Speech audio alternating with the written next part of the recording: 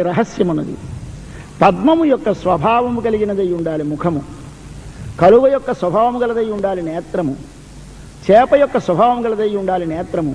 ఆకార పదకడ వర్ణం అంటే స్వభావము, వర్ణం అంటే రంగు.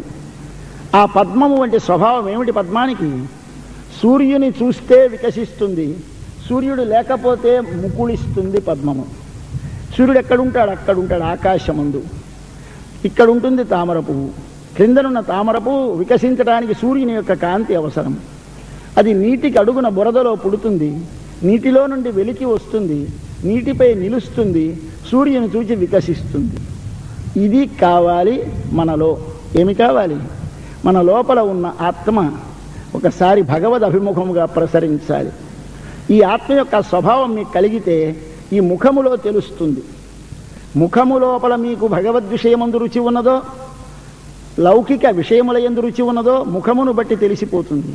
పద్మము వంటి ముఖం ఉండాలి. ఆకాశమనగా పరమాత్మతో సంబంధము కలిగితే వికసించే ముఖం. ఒక్కసారి భగవంతుని చూసేసరికి ఆహా అని విప్పారే ముఖముంటే, భగవంతునితో సంబంధము విడిపోతే ముడుచుకుపోయే ముఖముంటే, ఈ సంసారములోనే ఉంటూ సంసారములో విషయముల మధ్యనే ఉంటూ, సంసారం అంటే బురద, ఆ బురద పైన నీరు, విషయములు, ఆ విషయములలో ఉండి విషయముల పైకి లేచి వికసించి సూర్యుని వైపు అభిముఖముగా ప్రసరించేటువంటి భావము కలిగినటువంటి మనస్థితి కలిగిన జీవతత్వమునకు పద్మము అని పేరు. పద్మము వంటి ముఖం.